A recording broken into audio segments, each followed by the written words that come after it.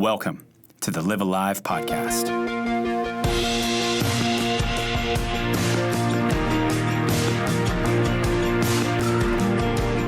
We're so excited to be here with you because we've been talking up this episode for the last month. It's finally March 1st, and we're happy to get this out to you right now. We just got back from San Diego a few weeks ago, and it was a pretty epic trip. We went and met up with Bob Goff, and we really didn't know what to expect. He has that whole deal in the back of his book, Love Does, where his phone number is back there, and we were explaining to Dylan how, you can actually call this number, and he really picks up. When we were going to set off on this Live Alive journey, he was like, really, top of our list of like, who's going to send us off is Bob Goff, just because he emanates joy in life, and we wanted to talk with him about it. So, yeah, we went and picked him up at his office, and we wanted, the good thing about a podcast, from our perspective, is like it could be from anywhere. So like we just mic'd up, and then we went on an adventure with him, and we're driving around all over San Diego and having him take us places he liked and digging up our old time capsule. So here's Bob Goff sending us off in the Live Alive podcast.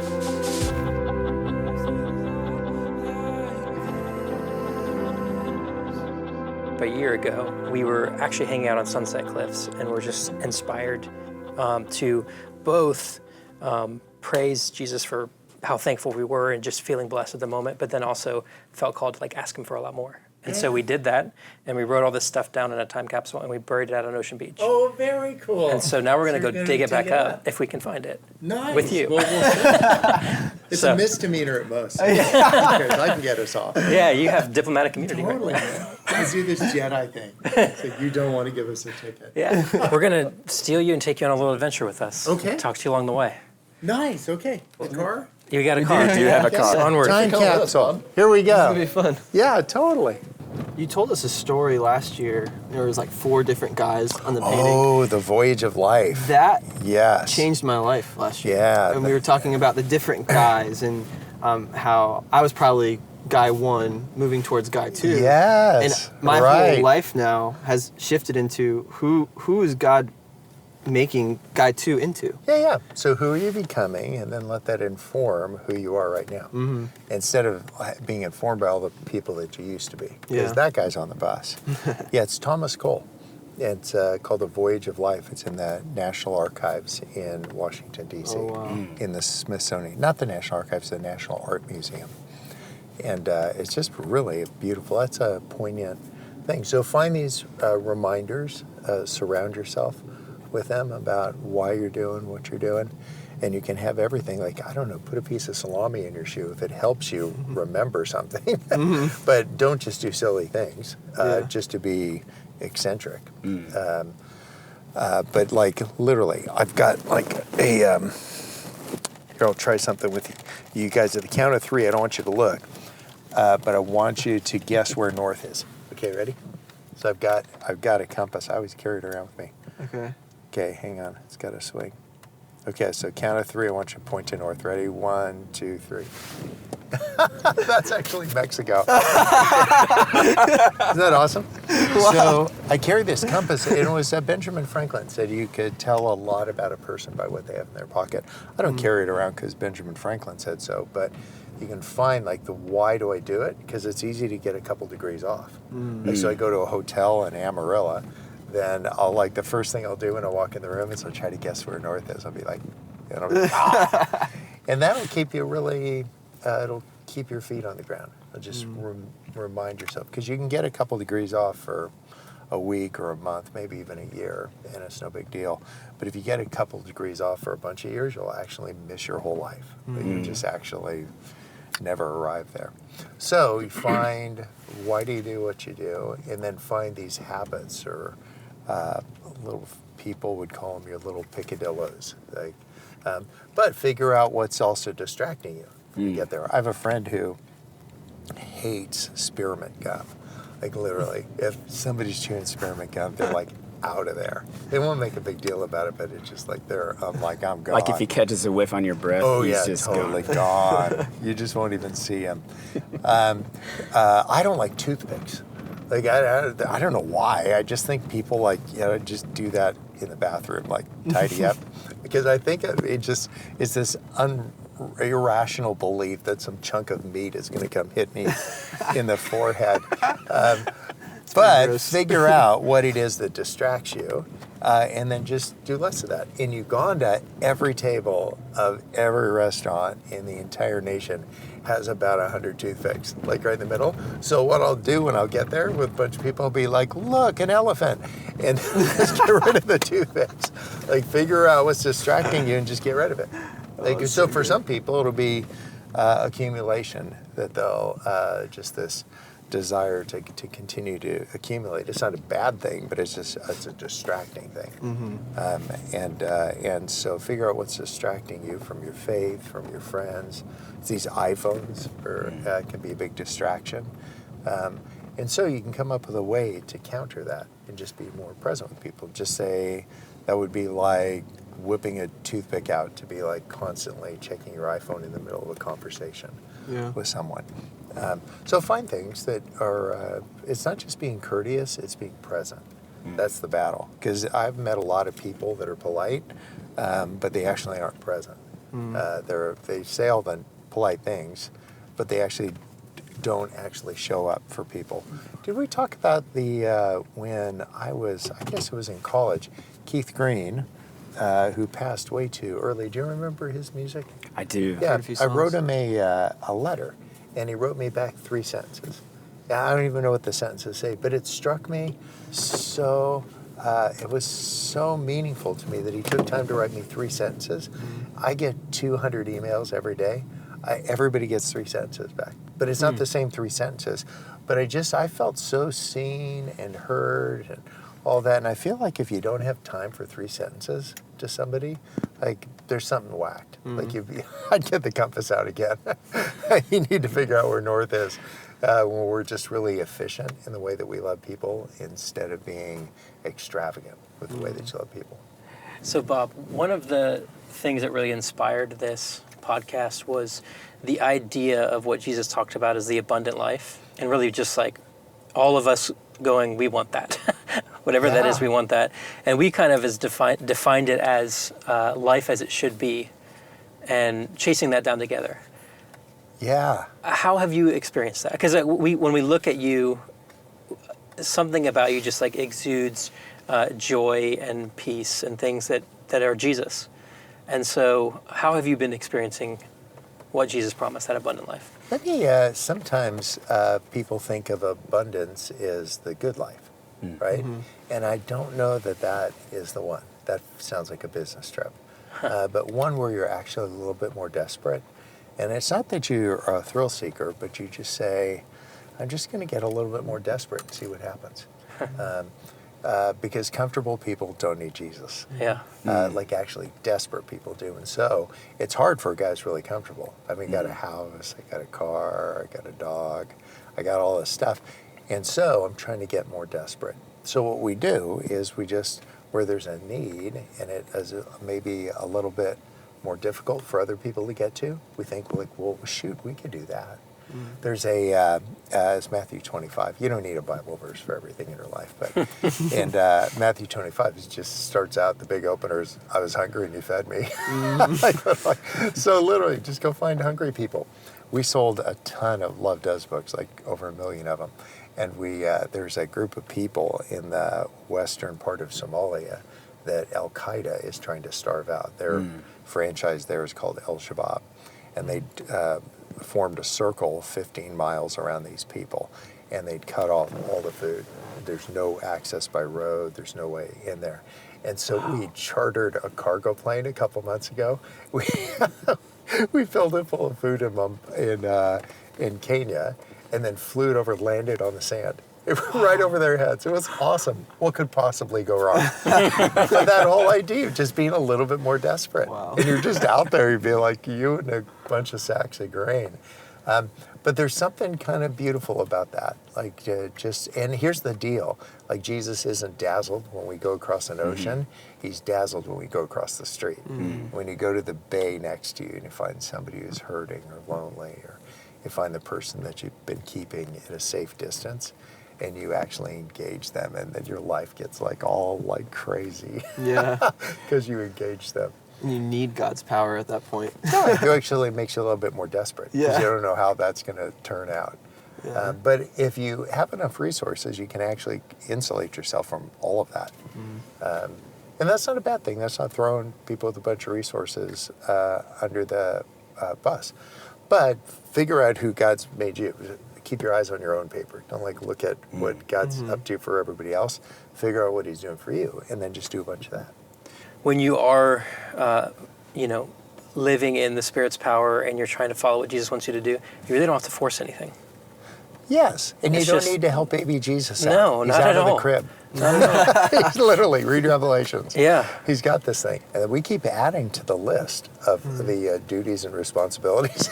No, actually, to believe in the one God sent. Yeah. We think, well, yeah, that's swell, but literally, give me the whole job description, and then we're supposed to do all this stuff. I think he talked about poor people and widows. He talked about sick and lonely and naked people and people in jail. But I think he spoke about those, if I understand it right, because that's how we would know him better. That's actually when we met them, we are actually meeting him. But our work is just to believe in the one he sent. And we can't think that's not enough. We just, certainly. I get it, I believe. Now, let me help out. So God makes the universe, and then he decides to make people to enjoy what he made. So we get here and we decide to do something nice for God. So we build him a bunch of buildings. He says, actually, I don't dwell in those. But he's not against the buildings. They're terrific.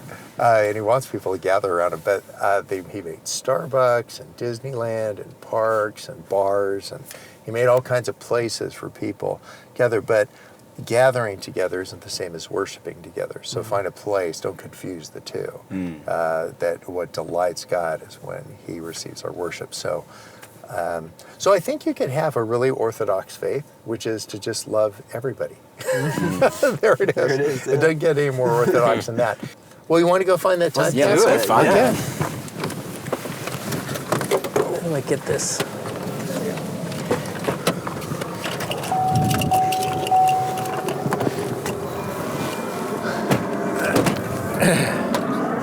So we had never been here before, or to this part of the beach, before we got Is the here shovel last back year. here? Just found We a have it. tree, and we buried it. Nice. And what did you put it in? A Coke bottle. We had a Coke bottle with us. That'll do. So I buried a lot of stuff in a lot of places. Oh, let's wait for them, for Matt and them. So, Part of the story has to do with this shovel. yeah. Nice. And I had it sticking out of my backpack Yeah, like did you a get ninja that sword on all the day. carry-on?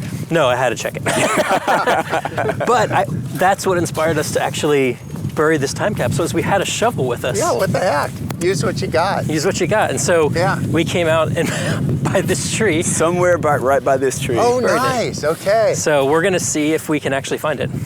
It's here somewhere. Maybe. It's just Nice. This could be a while, but is this looking familiar to you? It's very familiar. No, we Like, took pictures. Okay. Yeah, we looked at an old picture. Nice. Okay, get in there. All right. Wouldn't that be crazy? You could find the Ark of the Covenant. How's this work? Oh, I see. Or Jimmy Hoffa. Who knows?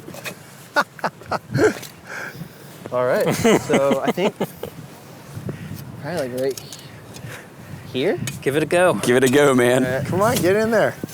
So this was a year ago that you buried this thing. Yeah, almost exactly a year ago. Nice.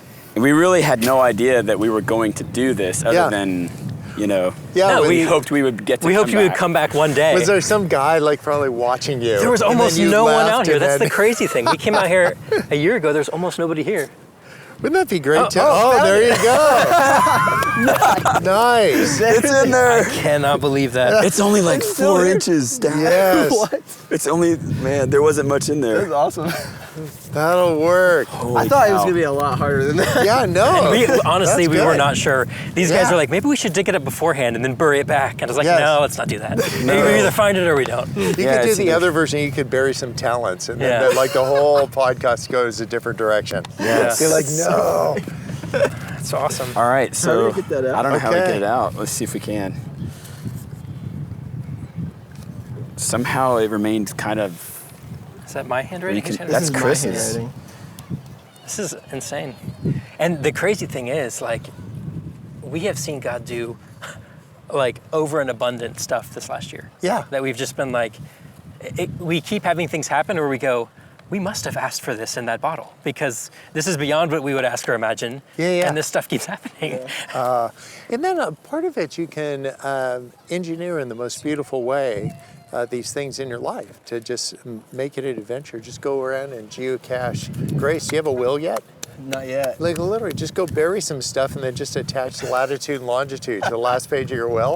Just take the people that you love the most on this like trip around Earth.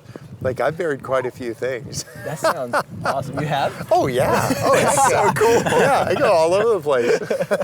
Yeah, so like that whole idea to leave something behind. Yeah. This legacy, but a legacy of love and engagement and all that, and not because Jesus needs your help, but he wants our hearts. Yeah. And our idea too is like, we have seen this be something that has caused us, one, I think, to trust Jesus for big things, like ask him for big things, but even trust him. Yeah. Kind of this is, in our limited wisdom, this is what we want, this is what we think is good, but like, you promise in the Bible you want to give us beyond what we could even ask or imagine. Yeah. So like, we'd actually really like that. Whatever that is really what we'd like. But to the best of our ability, this is what we think would be really awesome stuff. Yeah, you don't want to get like wrapped around the axle. Not at all. Waiting for a plan. What if God's big plan was that we wouldn't get wrapped around the axle waiting for a plan? He said our work is that you would believe in the one that I sent. And there you go. And all the rest is he wants you just to delight in your lives and in the relationships you have, be actually present in the ones that you're there, not so uptight, not just like thinking about, do I make the flight, all that, but just like fully present. And you have to like not be as overly scheduled as sometimes people get. And I'm one of those. Like I get stuff, all this stuff. So what I've tried to do is, while it's out of control, I try to contain it to these 9 months, like 9 months of crazy, which is delightfully crazy for me. But then 3 months of like, don't schedule anything. Just letting yourself rest. Yeah. And not because I feel worn out, but just like to access different parts. Like if you want to carve a new groove in your mind about the way that you do this, like take these little grooves in your brain. If you want to actually go Grand Canyon on them, not just like surface water, but just actually go deep, you need a little time to do that. And it's repetition, it's finger memory. It's why you do things over and over and over again. Like it's why you don't have to look when you dial somebody's number. Because it's the keypad. Back in the old days, it was this. Yeah. We actually have one of those. You have to explain it to people. There's like a wire, it goes to the wall. Yeah. What? Well, what's on your papers there? Well, this is, as I sit here and think about this, one of the things I was thinking about when we were writing it was how I want to participate in God's plan for me, but I don't want to control it. Yeah. And so it's like you write it down and then you turn over control. It's like burying it in the ground. It's kind of a symbol of that. Yeah, totally. Yeah. Like a baptism would be like, immersion and then rebirth. So I like that. Yeah. Yeah. Well, for one, I mean, everything on here God's done in my life this past year, which is crazy. But when we were here on the 17th, actually, of last year, 1/17, January 17th, I was just in a place I was really lonely. Like, now I remember where I was at that point. I was just really lonely, feeling really disconnected from a lot of people. And one of the things I asked God for is that he would make me more connected to others. Yeah. And I feel more connected than I've ever been in my entire life. Yes. I have more close friends than I've ever had in my life. Yes. So that's pretty cool. That's not surprising. It wouldn't be like a cosmic Jedi trick. It would be that you're looking for community, so you end up finding. You figure out what you want, and then you do what it takes to get what you want. Yeah. Right? So being around people, diving in a little deeper, that's beautiful. What else was on there? Well, one of the things, my wife was 3 months pregnant last time we were here. So I asked for a healthy baby boy. And we even asked him for an easy baby. Yes. Just kind of the stage of life. Should have asked for a 4-year-old. That'd be awesome.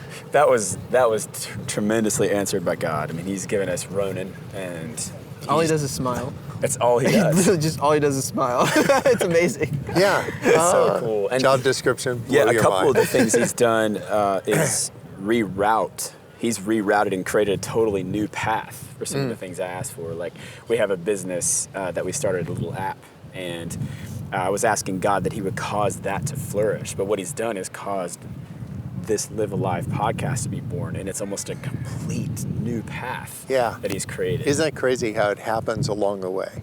Like when you ask people, well, how did it happen? Usually the story, if they tell it truthfully, is that, well, I had this direction I was moving, and then these things happened along the way, and then I changed directions. That's how you get there. That's how the astronauts get to the moon. Literally, they got not NASA's help, but they keep the moon in the window. 1,000 mid-course corrections. Keep the moon in the window. But then once you get to the moon, you need to get Earth in the window, or you just orbit around the moon. So just get the right stuff in the window and keep pointing at that. So you want a community, keep pointing at community, and a family that's tight-knit, just keep pointing yourself back towards them. What was on your list? So funny thing. It started with just like feeling incredibly thankful and grateful. That's what this whole thing started with. Was all of us were sitting on Sunset Cliffs, just like we feel like we want to shout. We feel so like grateful and thankful for where we're at right now. But at the same time, we feel Jesus calling us to ask for more. The first two things I asked for is, the first thing was that my wife would be just in a place of thriving. We have 3 kids. Life is completely insane. We had relatively recently moved from one city to another to start a church community with these guys. And so life was just chaotic. One of the things that my wife really needs to thrive is a home, like just a place that's ours, right? Yeah. We have never owned a home. And that's the second thing I asked for is a home. And the story of the home that we just got is insane. I forgot to even ask for that. Oh, nice. And we just got like our absolute dream home that's like 2.5 acres on a lake in Orlando that like Jesus was just behind and through and all throughout that story. Yeah. So it's remarkable that that's... I mean, didn't he give you an actual dream to Well, look at the home? Okay, so we were driving, I actually make custom knives for a living. And so I have this whole crazy metal workshop with forges and anvils and all that stuff. And my wife and I were driving. It sounds terrifying. It's actually pretty cool. Yeah. No, tell me it's not in like a basement kind of dungeon play. But my wife and I were driving around and talking about, like we weren't even looking for a home. And we're like, what would really be cool for this next phase of life would be something like that lake house in college. So me and my wife met at UCF in Orlando in college. Our friends' parents owned this lake house that we used to go on dates to when we were in college. And we're like, something like that would be perfect for like this phase of life, because we host church in the home and we, I needed a bigger space for my knife making, and we have kids. It'd just be awesome to have them grow up on all this land. Within 48 hours, that property was up for sale. Our friend's parents still owned it, and they agreed to sell it to us at below asking price, even though they had people wanting to pay over asking price. Yeah. Oh, that's It was beautiful. just unbelievable. That's beautiful. It was it makes me think of all the stories in the Bible where Jesus walks up to the blind guys and he asks them, "What do you want?" Like, you would think it'd be pretty obvious, but I don't think Jesus was confused about it. I think he wanted to know from each of us, like, what do you want? And you can just get real about it. If you want a Porsche, just get it out there. I want a Porsche. You're not going to get one, but just get it out there. Actually, number 4 is Porsche. But like, figure out what you want, and then start moving in the direction of that. Figure out where north is. Tell me, where's north? I think. Isn't that crazy? Yeah. Like literally within just a couple minutes, and that would be the story of the Israelites. I think it's just about over there. Let's see. Let's let this thing spin. No, you guys are pretty close. Yeah, there it is. It's easier when the direction. beach is right here. Yeah. No, but like that whole A little bit idea. easier. So there's no, but it's easy to get turned around. But and then what you want will change all the time. And that doesn't mean you wanted bad stuff. It's just the newest version of you. You're like guy 3 now. And the thing is, I never would have asked for what he gave. I was not thinking that at all. I was thinking like some home, just that we can call ours, that we can like enjoy with our kids. Never would have thought like, oh, I've got even more than you would ask for. Yes. Lined up for you that you're actually going to have by the time you come out here next year and take this thing up. Yes. Crazy. Yeah, Absolutely. It's amazing how much God cares about us. Yeah. Sometimes Full when he process. asked one of these blind guys, what do you want? And he said, well, I want to see. And then he did that whole made the mud, put in his eyes, and he said, what do you see? And he says, I see people and they look like trees. And I don't think it was Jesus messing up a miracle. Yeah. I think it was this idea that he wanted to know if the guy could get really real. Can you actually? Because if it was me, I would have lied. If he touched my eyes, I'd be like, we're good. Because I wouldn't want to make Jesus look bad. Yeah. But like that whole idea that if we figure out what we want, don't fake it then. Just get real. I need a second touch. Yeah. And I think that's what a lot of people need. They just need a second touch because they've heard this stuff about faith. They've had their lists of the things that they want. It didn't turn out the way they wanted. I love how this one ends because it just asks that question of what do you want? Yeah. And I think it's important to pause there. Sometimes I think it's even helpful to break it down into like different avenues of life. Like, what do you want in your relationships or in your marriage? What do you want in your job? What do you want in your family? Sometimes it can help you get to more specific things, because I think actually having some specific things in mind is really helpful. I mean, it's stuff we've even discovered in our own lives and community is like, I think maybe Jesus was serious when he said you don't have because you don't ask. So like actually figuring out what we want and asking for specific things, while at the same time trusting in his infinite, kingly creator perspective to give and withhold things that will actually shape us into the people he wants us to be. But he gives us passions and desires and wants, not just to thwart them and to make us feel dissatisfied. Like, those things should lead us into an abundant life when we find their solutions and their satisfactions in Jesus. And it can also be overwhelming to, like you're saying. And so I love that idea of breaking it down into just different categories. And you don't have to use the categories that Dylan just mentioned. You could use any categories that you want. Yeah. Make 5, make 8, make 2, whatever you need to kind of begin to answer that question. And you don't have to nail it the first time. And one of the things we talk about a lot too is the idea of living alive, the idea of the good life, the idea of the kingdom, as Jesus talked about it all the time, is life as it should be. Right? So even using that as kind of your North Star in breaking down what you want, like, Which way is north? I don't even have any idea in this room. That was another good thing. It's that way. But like that idea of, what do I really want? Or think of your job. If life was as it should be, what would your job look like? Or if life was as it should be, what would your marriage look like? Or if life was as it should be, what would your community or your church or your mission or your whatever, your money, all of that stuff, thinking it through that lens actually helps you get there. Yeah. The problem is, you hear a lot of sociologists talk about poverty, right? Poverty is a huge problem in our country. Poverty being one of the major aspects of it is that it's a state of mind.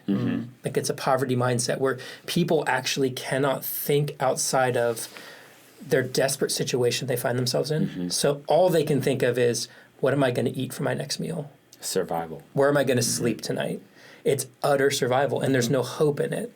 So I think so many Christians and so many people are in a place of spiritual poverty. And they've lost hope. They've lost the ability to dream of, like, what would my life look like if it was as it should be? Because that's abundance that Jesus promises. Now, the thing that I think was great that Bob Goff got at, too, was the way that you get there is being desperate. And we don't like that part of it. We want it to be, like, handed to us on a silver platter without any When you risk say abundant life, you think of, like, bling, bling, gold bars, Rolls Royces, right? No, but what Jesus promised was life as it should be, but then he also used such, like, serious language of what it's going to take to get there. I mean, even if you look at one of my favorite parables, which is the treasure hidden in a field, what it takes to get there is that you go sell everything you currently have. That's a lot. But you got to know that you want it. And so Jesus didn't ask you. The guy actually figured out what he wanted. He caught a glimpse of it, realized that that's what he really wanted, and then was actually free. That caused freedom for him to be able to sell. Yeah, because it says that he joyfully sold all that he had. Yeah. It wasn't like, oh gosh, this is hard. I got to sell all my stuff. No, it was like, how quickly can I get rid of all this stuff? Because that's what I really want. But it is that that all in, that desperation, that place of risk is really where Jesus wants to take us to. And that's on the way to abundant life. Bob Goff Part 2, from here, it actually cuts to where he takes us to one of his favorite places in all of San Diego to bury treasure with us. Yeah. So he buries some hopes and dreams with us, but again, along the way, it's a Bob Goff level of wisdom per minute. So I think part 2 for me was the most impactful of the entire time. He just says some things in our car ride over there that I thought were really profound. Yeah. And I'm excited to share it with everyone. Yeah, so we would encourage you guys to, before you listen to part 2, spend some time processing and thinking about what you really want. Maybe spend some time in some community, some friends, having this conversation and saying, man, what do we really want? If our friendships and our community were the way they should be, if our neighborhood was as it should be, like, what do you really want? What would it look like? And dream about that. And then bring those dreams to King Jesus and ask him for it. Yeah, and again, the Live Alive podcast is about discovering that together. Yeah. We want to talk about it a lot and hear from a lot of different folks, not just Bob, but even looking into the future for what things we've been talking about. I mean, we're going to create an experience with this community. So it's not just about us, it's about everyone who's listening. And it's about creating an experience where we actually can do these things with friends. And we're not going to spell that out right now, but in the future we will, and we're really excited about that. Yeah. All right. Well, thanks again for listening, and welcome to the Live Alive community. See you next time.